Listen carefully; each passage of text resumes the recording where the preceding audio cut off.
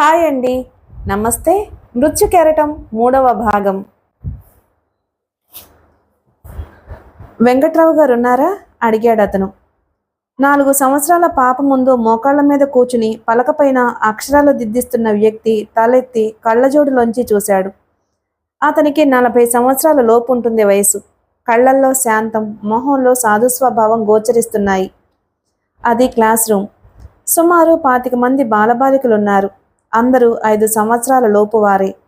ఆ ప్రాంతంలో పిల్లల అల్లరి తాలూకు సవ్వడి ఎగసిపడుతుంది. నేనే. మీరెవరు?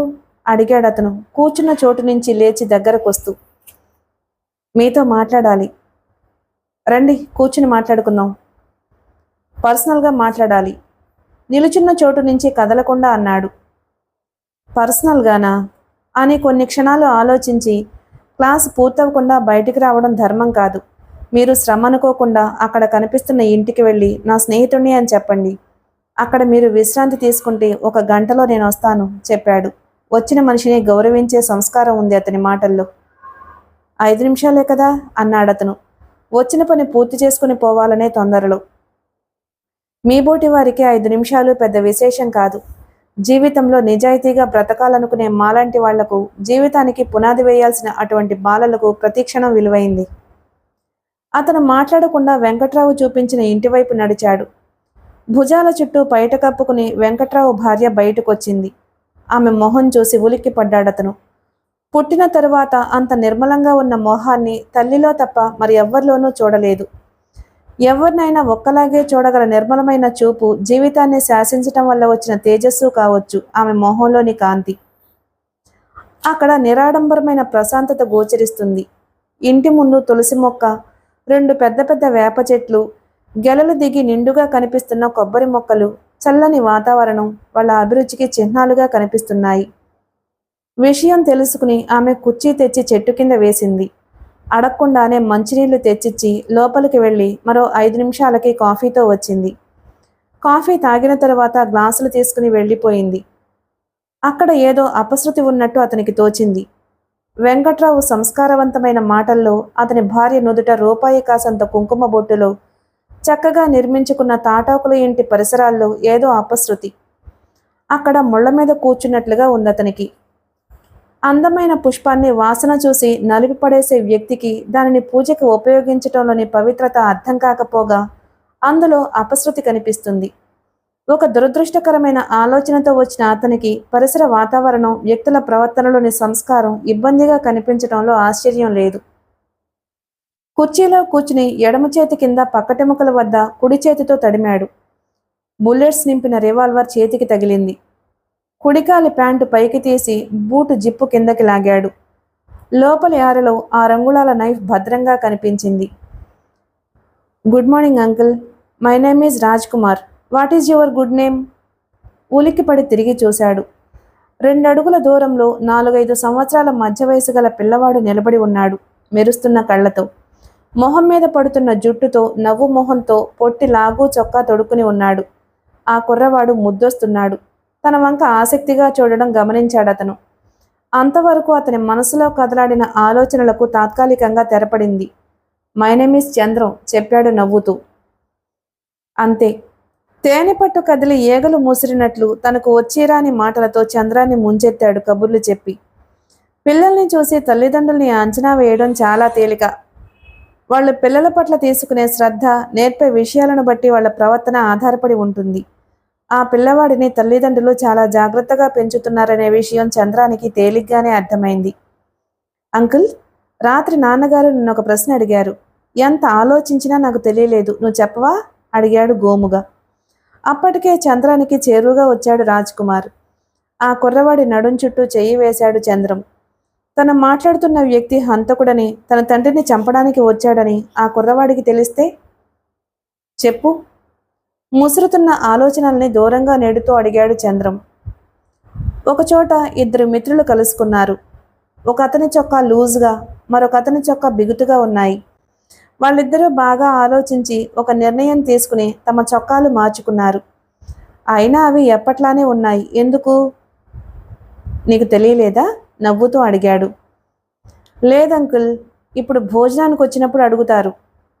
ఇంతలో వెంకట్రావు వచ్చాడు. చంద్రం వంక నవ్వుతూ చూసి, మావాడు మీకు బోర్ కొట్టిస్తున్నాడా అడిగాడు. సమాధానంగా నవ్వాడు చంద్రం. కుమార్, అంకుల్కి నాకు భోజనం వడ్డించమని అమ్మకి చెప్పు. ఆ మాటలు వినడమే తడవుగా ఇంట్లోకి రాకెట్ మాదిరి దూసుకుపోయాడు. భోజనం వద్దు, పని చూసుకుని వెళ్ళిపోతాను చెప్పాడు కంగారుగా. ఎదుటి వ్యక్తిని దోచుకోవడానికి అతను ఏ విధంగా అంచనా వేయాలనే విషయాలు మాత్రమే ఉన్నికృష్ణ నేర్పాడు. వాటి గురించి అధ్యయనం చేశాడు. గౌరవప్రదమైన కుటుంబం ఆప్యాయంగా ఆదరిస్తే దానికి ఎలా కృతజ్ఞతలు చెప్పాలో అతనికి తెలియదు. నా కోసం వచ్చారు. నాతో మాటలు పూర్తయ్యేసరికి భోజన సమయం దాటిపోతుంది. 25 మైళ్లలోపు మీకు భోజనం దొరకదు. ఇంటికి వచ్చిన మనిషిని భోజనం పెట్టకుండా పంపడం గృహధర్మానికి విరుద్ధం. ఈ ఊర్లో అడుగుపెట్టిన తరువాత ప్రతి విషయం తనకు వ్యతిరేకంగా జరుగుతుందని గుర్తించాడు చంద్రం. మీ స్నేహితుడు మోహన్ ఎక్కడుంటున్నాడు అడిగాడు చంద్రం. 2 క్షణాలు మౌనంగా ఉండి చెప్పాడు. వాడి జీవితం అన్యాయమైపోయింది. ఇప్పుడు వాడు ఎక్కడున్నాడో కూడా నాకు తెలియదు. ఎప్పుడో 4 సంవత్సరాల క్రితం కాబోలు ఉత్తరం రాశాడు. వాడి గురించి మీకెలా తెలుసు? అతనికి ఎల్ఐసి తరపున కొంత డబ్బు వచ్చింది. అతని గురించి తెలుసుకునే అందచేయాలి. మోహన్ గురించి మీకు నిజంగా తెలియదా? ఇందులో అబద్ధం చెప్పవలసిన అవసరం ఏముంది? మోహన్ జీవితంలో స్థిరపడలేదా? ఎదమిద్దంగా ఏమీ చెప్పలేము. నాకు ఉత్తరం వచ్చినప్పుడు మాత్రం వాడు ఒకచోట పనిచేస్తున్నాడు. ఎక్కడా? నక్సలైట్ గ్రూప్లో. చంద్రం షాక్ తిన్నాడు. కొద్దిసేపు విరామం తరువాత అతను రాసిన ఉత్తరం ఒక మారు చూపిస్తారా అడిగాడు. తప్పకుండా అంటూ ఇంకా ఏదో అనబోయాడు. మధ్యలో వినిపించింది ఆయన భార్య గొంతు. భోజనం చేసి మాట్లాడుకోండి. ఇద్దరూ భోజనానికి లేచారు. 10 నిమిషాలు పట్టింది భోజనం అయ్యేసరికి. వెంకట్రావు భార్య సిగ్గుపడుతున్న చంద్రానికి కొసరి వడ్డించింది. చక్కని వారి సంసారం ప్రవర్తన చంద్రం హృదయంలో హత్తుకుపోయాయి. చిన్నదైనా చక్కటి సంసారంలో ఉన్న తృప్తి కోట్లు సంపాదిస్తే వస్తుందా? భోజనాలు పూర్తయిన తరువాత వెంకట్రావు ఉత్తరం తెచ్చిచ్చాడు. మీకు పిల్లలెంతమంది?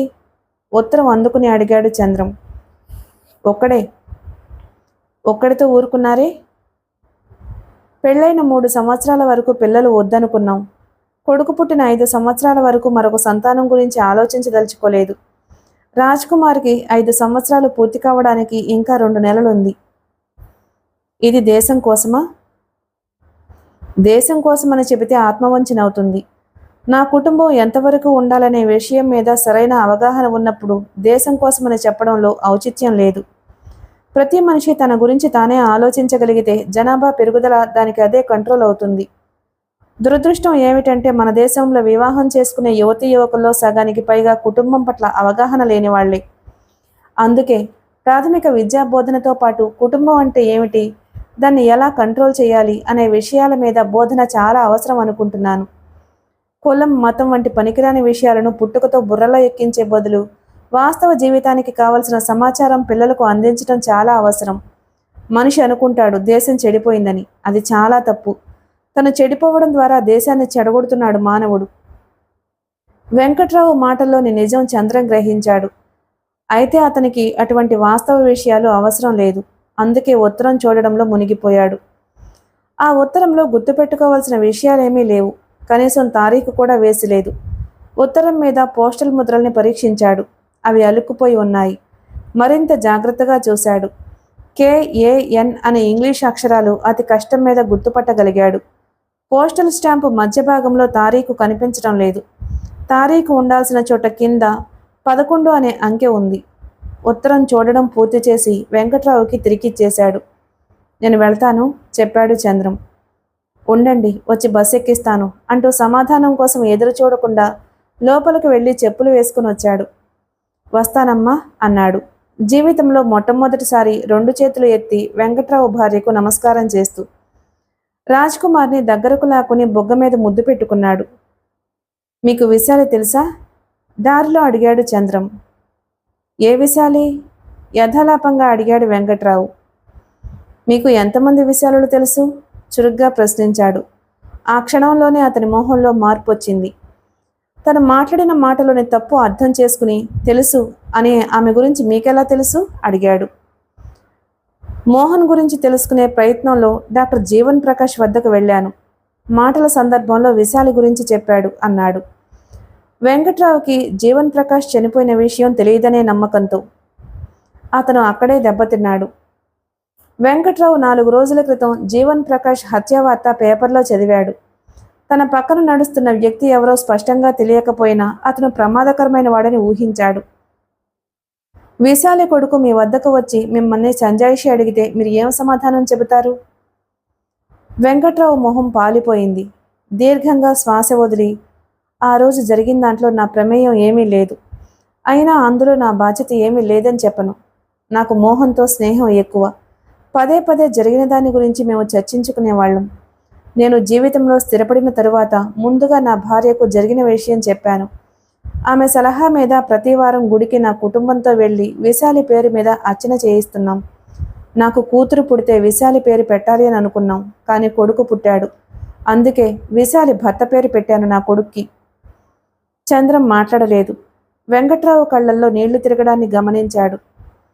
ఈరోజు నీ ఆయుష్ మూడింది. ఇంటికి వచ్చిన మృత్యువు వెనక్కి తిరిగి వెళ్ళిపోతుంది.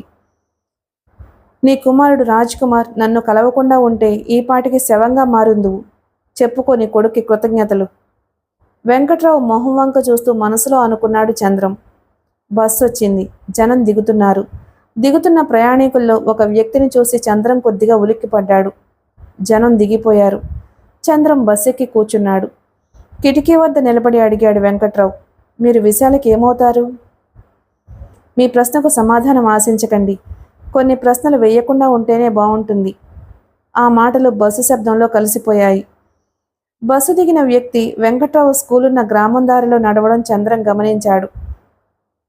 అతను జీవన్ ప్రకాష్ కన్సల్టింగ్ రూమ్ ముందు చంద్రం చూసిన సబ్ ఇన్స్పెక్టర్ ఆఫ్ పోలీస్. అక్కడి నుండి మరో 4 గంటల వరకు బస్సు లేదు. బస్సు వేగంగా వెళుతుంది. ఎండ ఎక్కువగా ఉండడంతో వేడి గాలి కిటికీల నుంచి విసిరిగా వస్తుంది. బస్సులోని మొత్తం ప్రయాణికులు ఆ వాతావరణానికి చికాకు పడుతున్న చంద్రం మాత్రం నిర్లిప్తంగా కిటికీ నుంచి బయటకు చూస్తున్నాడు.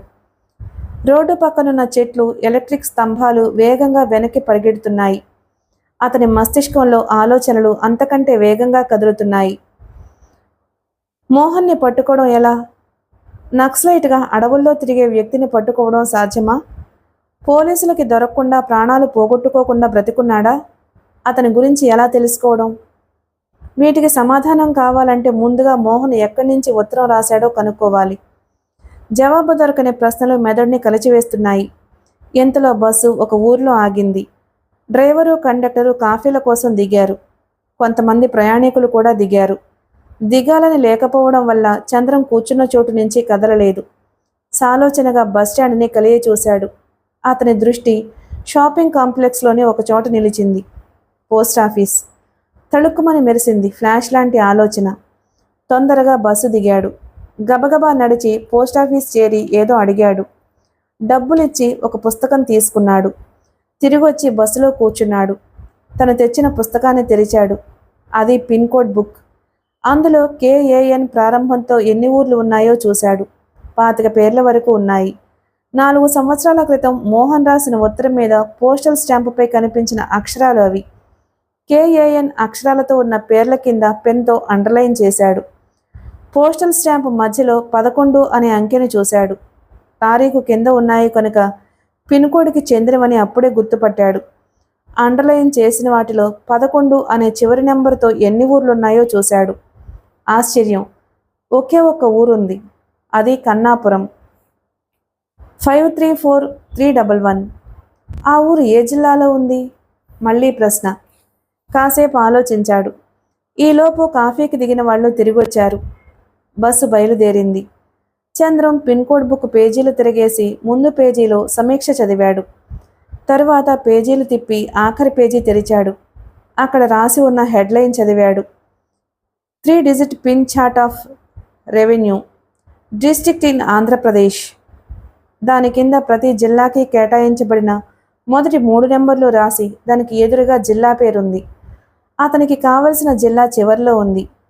534 వెస్ట్ గోదావరి. ఊరు, జిల్లా కనుక్కోగలిగాడు.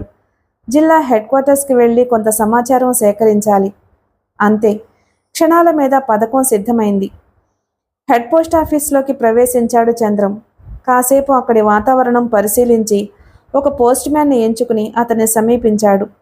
2-3 విషయాలు అతని ద్వారా తెలుసుకుని తనకి కావలసిన సమాచారం సేకరించాడు. ఆ పోస్ట్ మ్యాన్ మరొక పోస్ట్ మ్యాన్ని చూపించాడు. చంద్రం అతని దగ్గరకు వెళ్ళి కొద్దిసేపు మాట్లాడి బయటకొచ్చాడు. అక్కడి నుంచి రిక్షా మాట్లాడుకుని తిన్నగా ఊరు చివరకు వెళ్ళాడు. వరుసగా కట్టిన క్వార్టర్స్ని పరిశీలించాడు. తనకి కావాల్సిన క్వార్టర్ని సులువుగానే కనుక్కున్నాడు. ఆ క్వార్టర్స్ ముందు ఒక జీపు, 2 స్కూటర్లు, 4-5 సైకిళ్లు ఉన్నాయి. మామూలుగా దానికి ఏ విధమైన ప్రాముఖ్యత కనిపించదు. Special branch office. నెమ్మదిగా సమయం గడుస్తుంది. చంద్రం కొద్ది దూరంలో నిలుచుని గమనిస్తున్నాడు. క్రమేపీ సాయంకాలం అయ్యింది. నెమ్మదిగా చీకట్లు ముసురుకుంటున్నాయి. వాచి చూశాడు చంద్రం. టైం 7 గంటలైంది. ఒక లావుపాటి వ్యక్తి బయటకొచ్చాడు. అతని వెనక మరో 4 లావుపాటి వ్యక్తి జీప్ ఎక్కాడు. జీపు కదిలింది. ఆయనతో పాటు బయటకు వచ్చిన 4 సెల్యూట్ చేశారు. జీపు వెళ్ళిపోయిన వెంటనే 2 స్కూటర్లు కదిలాయి. మిగిలిన 2 సెల్యూట్ చేశారు. ఇంతలో మరో 2 లోపల నుంచి బయటకొచ్చారు. వాళ్ళు వచ్చేసరికి అక్కడ ఉన్న 2 సైకిళ్ల మీద వెళ్ళిపోయారు. చివర్లో వచ్చిన 2 సైకిళ్లు నడిపించుకుంటూ కబుర్లు చెప్పుకుంటూ నడుస్తున్నారు. వారి వెనక బయలుదేరాడు చంద్రం. వాళ్ళిద్దరూ సెంటర్లో మిక్చర్ పొట్లాలు కట్టించుకుని సైకిళ్ళు ఎక్కారు. చంద్రం రిక్షా పిలిచి వాళ్ళ వెనక నీడలా అనుసరించసాగాడు. కొంత దూరం వెళ్ళిన తరువాత వాళ్ళిద్దరూ ఒక బార్ ముందు సైకిళ్లు స్టాండ్ వేసి లోపలికి వెళ్లారు. చంద్రం రిక్షాకి డబ్బులిచ్చి పంపించేసి తను లోపలికి ప్రవేశించాడు. వాళ్ళిద్దరూ ఒక టేబుల్ ముందు కూర్చుని ఉండడం చూసి వాళ్లకు ఎదురుగా ఖాళీ కుర్చీలో కూర్చున్నాడు. వాళ్ళు చంద్రాన్ని పట్టించుకోకుండా తమ విషయాలు చర్చించుకుంటున్నారు. ఏం తీసుకురమ్మంటారు సార్? వాళ్ళిద్దరినీ అడిగాడు bearer. Half McDonald whisky, 2 plates chicken roast చెప్పాడు ఇద్దరిలో ఒకడు. Black label Kalyani beer, plate green peas చెప్పాడు చంద్రం. సిగరెట్ ప్యాకెట్ ఓపెన్ చేసి ఒక సిగరెట్ నోట్లో పెట్టుకుని మ్యాచ్ బాక్స్ ఉంటే ఇస్తారా అడిగాడు చంద్రం. విస్కీకి ఆర్డర్ ఇచ్చిన వ్యక్తి అగ్గిపెట్టి అందించాడు. చంద్రం సిగరెట్ వెలిగించుకుని అగ్గిపెట్టి తిరిగిస్తూ మిమ్మల్ని ఎక్కడో చూసినట్టుందండి అన్నాడు. ఉద్యోగరీత్యా ఊరంతా తిరుగుతూ ఉంటాం చెప్పాడు రెండో వ్యక్తి. వాళ్ళిద్దరి మధ్య చాలా తేడా ఉందని వాళ్ళ సంభాషణ బట్టి గ్రహించాడు. మొదటి వ్యక్తి మెత్తగాను, రెండో వ్యక్తి గడుసుగాను కనిపిస్తున్నారు. మీరేం చేస్తారు? బిజినెస్ చెప్పాడు చంద్రం. ఆ తరువాత వాళ్ళ సంభాషణ రాత్రి 2 గంటల వరకు సాగింది. అప్పటి వరకు చంద్రం విస్కీ తెప్పిస్తూనే ఉన్నాడు. వాళ్ళ మధ్య సంభాషణ విభిన్న విషయాల మీద నడిచింది.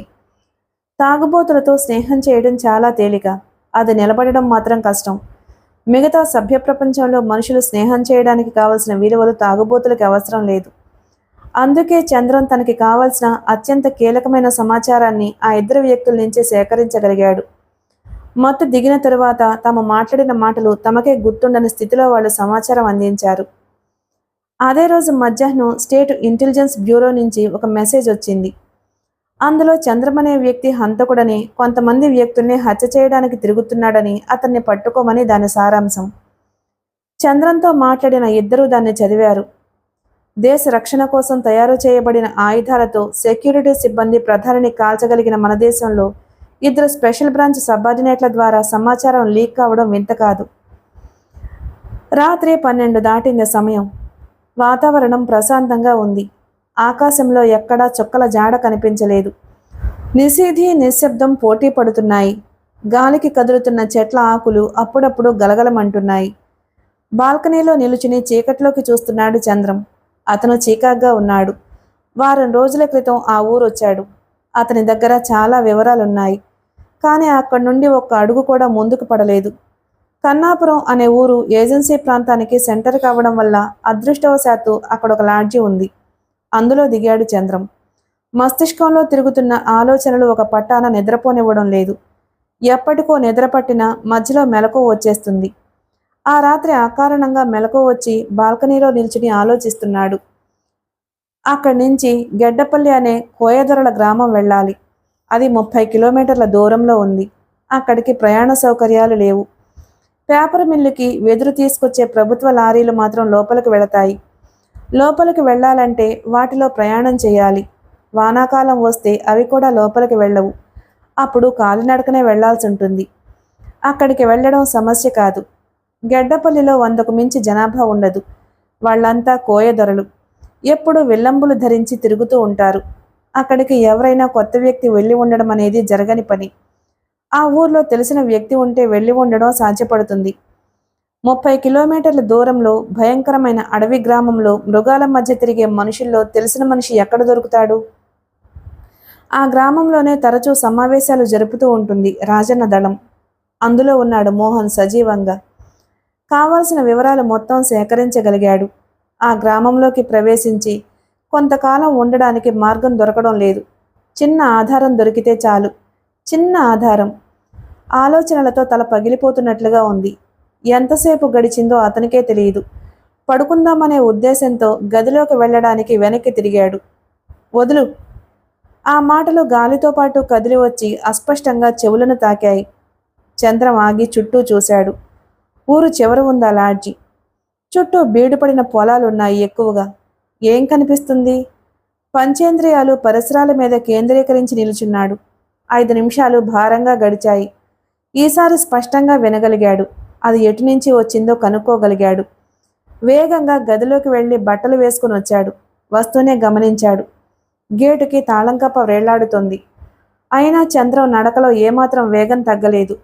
కొద్దిగా అడుగులు పక్కకు వేసి గోడ మీద 2 చేతులు ఆంచి ఒక క్షణంలో అవతలికి దూకాడు. ముందుకు చూసుకుంటూ కేక వినిపించిన దిక్కుకి చకచకా నడిచాడు.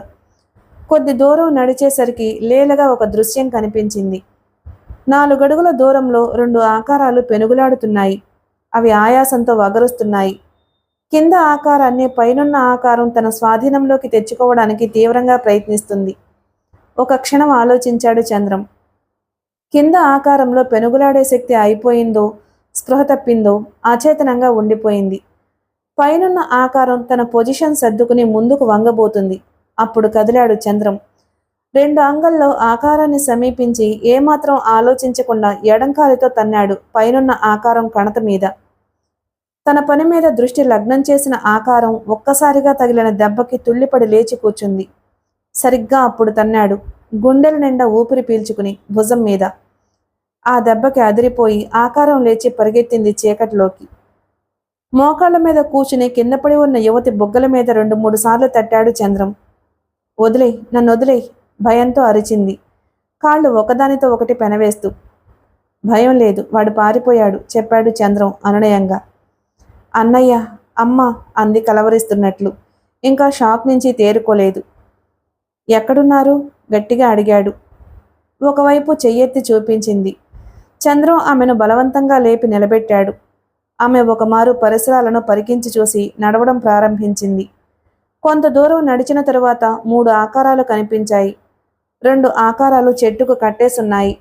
ఒక ఆకారం విడిగా నిలబడి ఉంది. మొదటివాడు పని పూర్తి చేసుకుని వచ్చే వరకు రెండోవాడు కాపలా కాస్తున్నాడు. చంద్రం ఆ యువతిని నిలబడమని సైగ చేసి వాళ్లకి 10 అడుగుల దూరంలో నిలుచుని చప్పట్లు చరిచాడు. విడిగా అటువైపు తిరిగి నిలుచున్న ఆకారం వెనక్కి తిరిగింది. అంతే, కదిలాడు చంద్రం. చిరుతల 6 అడుగుల దూరం వేగం కోసం పరిగెత్తి అప్పుడు లేచాడు గాలిలో. 2 కాళ్లతో ఆకారం గుండెల మీద తన్నాడు. గాలికెగిరిన ఎండుటాకుల ఆకారం ఎగిరిపడింది. పడడంతో లేచి పరిగెత్తింది. వాళ్ల కట్లు విప్పి తన వెంట రూమ్కి తీసుకొచ్చాడు చంద్రం. అరగంటకు గాని వాళ్ళు తేరుకోలేకపోయారు. నేను గిరిజన అభివృద్ధి సంస్థ ఆశ్రమ పాఠశాల హెడ్ మాస్టర్ని. నిన్న బ్యాంకు పని మీద ఇక్కడికొచ్చాను. అమ్మా చెల్లాయి సినిమాకు వెళదామంటే కొయ్యలగూడెం తీసుకువెళ్ళాను సెకండ్ షోకి. ఈ ఊరు నుంచి జనం ఎప్పుడూ కొయ్యలగూడెం సినిమాకి వెళుతూ ఉంటారు. సినిమా వదిలిన తరువాత నడుచుకుంటూ వచ్చేస్తారు. సినిమా వదలడానికి గంట ముందు అమ్మకి వాంతులయ్యాయి. ఇక్కడికి వచ్చేద్దామని బయలుదేరాము. మధ్యలో వాళ్ళు కత్తులు చూపించి మమ్మల్ని లాక్కుపోయారు చెప్పాడు. జాన్ తనను పరిచయం చేసుకున్న తరువాత లాడ్జి కుర్రాడితో 2 మడత మంచాలు వరండాలో వేయించాడు చంద్రం. ఆడవాళ్ళిద్దరూ రూమ్లో పడుకున్నారు. చంద్రం, జాన్ మడత మంచాల మీదకు చేరారు. మీరేం చేస్తారు? అడిగాడు జాన్.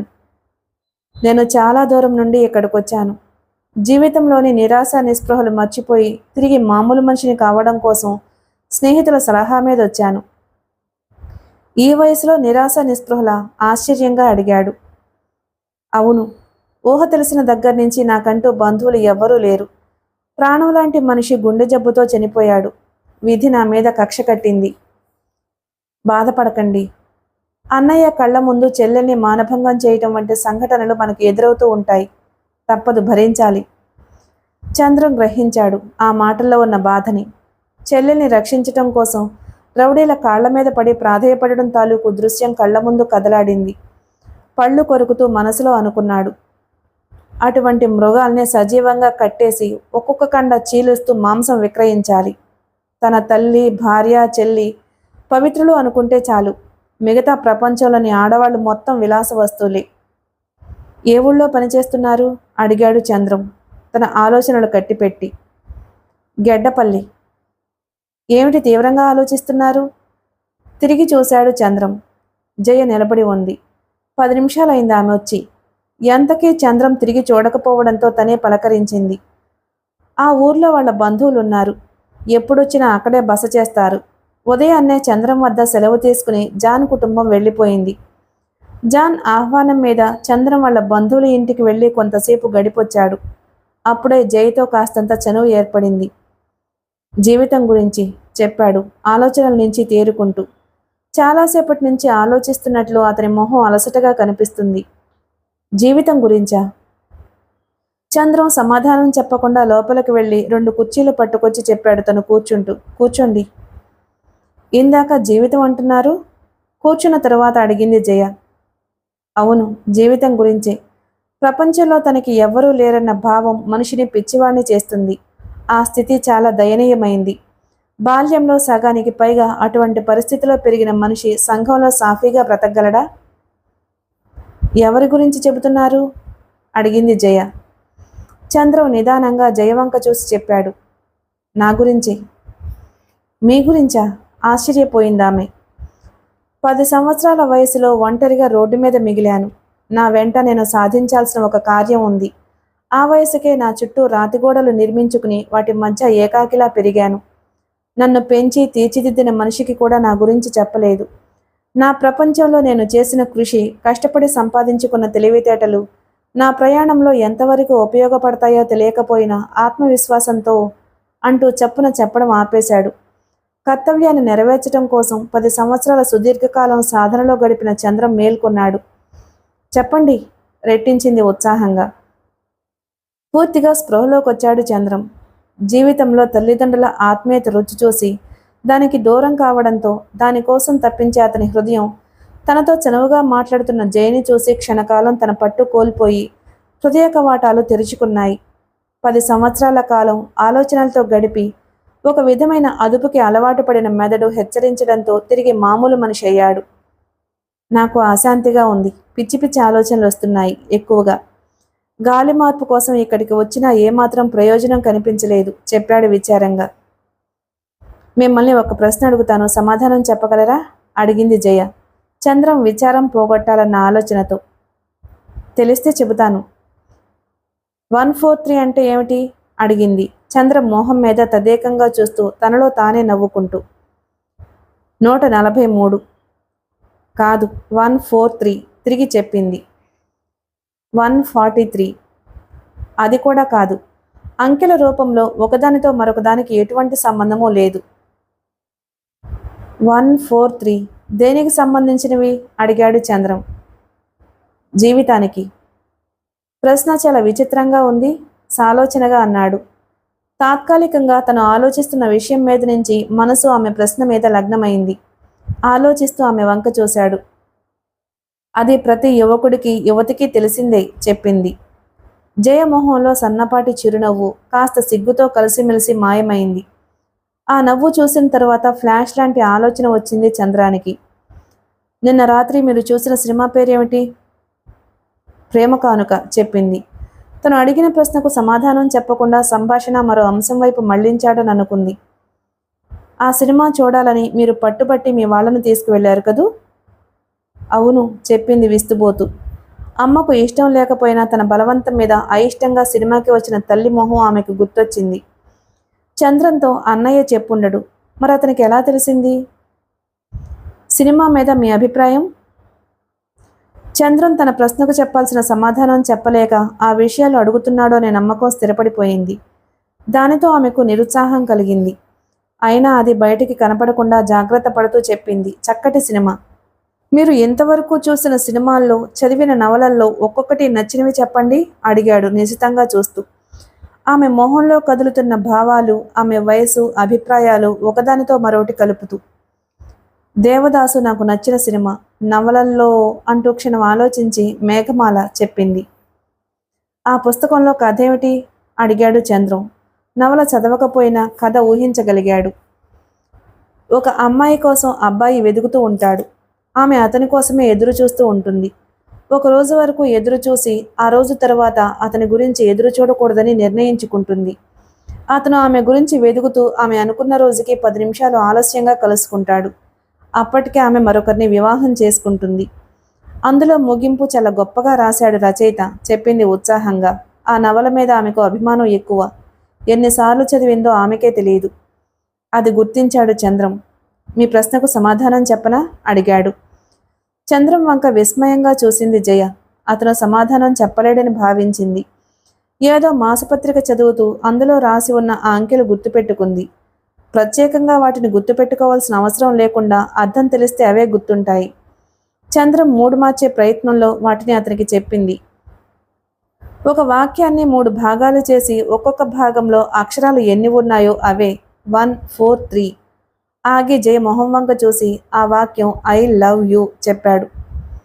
కాదు, తన మొహంలోని భావాలు దాచుకోవడానికి ప్రయత్నిస్తూ బింకంగా అంది. కాకపోవచ్చు, కానీ మీ వయసుని, ఆలోచనల్ని, అభిరుచుల్ని దృష్టిలో ఉంచుకుని ఆలోచిస్తే అంతకంటే గొప్ప సమాధానం ఉండదు చెప్పాడు చంద్రం స్థిరంగా. ప్రేమ పట్ల మీకు సదభిప్రాయం లేదా అడిగింది జయ కాస్తంత నిరాశను వ్యక్తం చేస్తూ. ప్రేమ గురించి నాకేమీ తెలియదు. దేని గురించైనా తెలుసుకోవడానికి సమయం, ఆసక్తి కావాలి.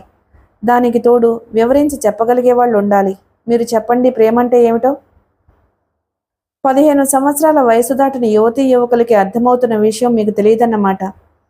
ఎలా చెప్పాలా అనే కొన్ని క్షణాలు ఆలోచించి కోరుకోవడం, ఇష్టపడడం వంటి పదాలకే ప్రేమ అంటారు చెప్పింది. ఇష్టపడడం లేదా కోరుకోవడమే ప్రేమ అయితే చాలా వాటిని ప్రేమిస్తాం కదా. వస్తువుల విషయంలో కాదు. స్త్రీ మీద పురుషుడికి, పురుషుడి మీద స్త్రీకి ఇష్టం కలగడం, ఒకరినొకరు కోరుకోవడం. స్త్రీలైతే తల్లిని, చెల్లిని ప్రేమిస్తాం. పురుషులైతే తండ్రిని, సోదరుణ్ణి ప్రేమిస్తాం. ఆ ప్రేమ గురించేనా మీరు చెప్పేది? ఆమె గొంతులో పచ్చివెలక్కాయ పడినట్లయింది. ప్రేమ గురించి చదవడం, వినడం వరకు తెలుసు. దానికి సరైన నిర్వచనం చెప్పడం మాత్రం తెలియదు. నిస్సహాయంగా చూసింది చంద్రాన్ని. ప్రేమ గురించి పుస్తకాలు చదివి, సినిమాలు చూసి ఒక అభిప్రాయం ఏర్పరచుకోవడం సరికాదు. ప్రతి విషయం గురించి క్షుణ్ణంగా ఆలోచించే తెలివితేటలు కావాలి. ఒక పదం తెలుసు కదా అని ఇష్టం వచ్చినట్టు ఉపయోగిస్తే దానికి సమాధానం చెప్పలేక ఇబ్బంది పడతాం. ఎవరినైనా ఒకసారి చూసిన వెంటనే వాళ్ళ మీద ఇష్టం ఏర్పడితే దానిని ప్రేమ అనకూడదు, ఆకర్షణ అనాలి. నిజానికి ప్రేమకి, ఆకర్షణకి పోలికలు ఉన్నా వాటి మధ్య చాలా వ్యత్యాసం ఉంది. ప్రేమకి చావు లేదు, ఆకర్షణకి స్థిరమైన గుణం లేదు చెప్పాడు. ఒక వ్యక్తి మీద నాకు ఇష్టం ఏర్పడింది అనుకోండి, అది ప్రేమ కాకపోతే? ప్రేమ యొక్క స్వరూప స్వభావం చెప్పండి అడిగింది చంద్రం వంక ఆసక్తిగా చూస్తూ. ఏది ప్రేమ కాదో చెప్పగలను, ప్రేమ ఏమిటో చెప్పలేను. మీ ఊరు వచ్చి 10 రోజులు ఉంటాను కదా, తిరిగి వచ్చేటప్పుడు అడగండి, చెప్పడానికి ప్రయత్నిస్తాను. మా అడవిలో మీకు బోర్ కొట్టదా? చూద్దాం అని నవ్వాడు. ఇక్కడి నుండి రేపు ఉదయం లారీ బయలుదేరుతుంది, అది చెప్పడానికే వచ్చాను. ప్రయాణానికి నేను సిద్ధంగా ఉన్నాను. కొద్దిసేపుండి వెళ్ళిపోయింది జయ. చూడడానికి అందంగా బాగుంటుంది. చదువుకున్న అడవి ప్రాంతంలో నివసించటం వల్ల కొద్దిపాటి అమాయకత్వం ఉంది. ఒకటి మాత్రం నిజం, చంద్రం ఆమె గురించి ఆలోచించటం లేదు. తన దగ్గర ఉన్న ఆయుధాలు గెడ్డపల్లి పట్టుకెళ్లాలా వద్దా అనేది నిర్ణయించుకోలేకపోతున్నాడు. అవి ఉండడం మంచిదే, కానీ వాటి వల్ల తనకి ప్రమాదం వచ్చే అవకాశం ఎక్కువగా ఉంది. ఆలోచనలు పూర్తయ్యేసరికి చీకటి పడింది. లాడ్జి వెనక ఖాళీ స్థలంలోకి వెళ్ళి అక్కడ చిన్న గొయ్యి తీసి ఆయుధాలను అందులో దాచాడు. నక్సలైట్లు చాలా జాగ్రత్తగా ఉంటారు. ఒకవేళ అనుమానంతో తనను సోదా చేయడం జరిగితే ఆయుధాలు చూసి పోలీసు మనిషి అనుకుని భ్రమపడగలరు. మామూలు మనిషి వెంట ఆయుధాలు ఉండవు. అనవసరంగా చిక్కులు కొని తెచ్చుకోదలుచుకోలేదు చంద్రం. మిగిలిన కథ తరువాయి భాగంలో విందాం. Please like and subscribe my channel. Thank you.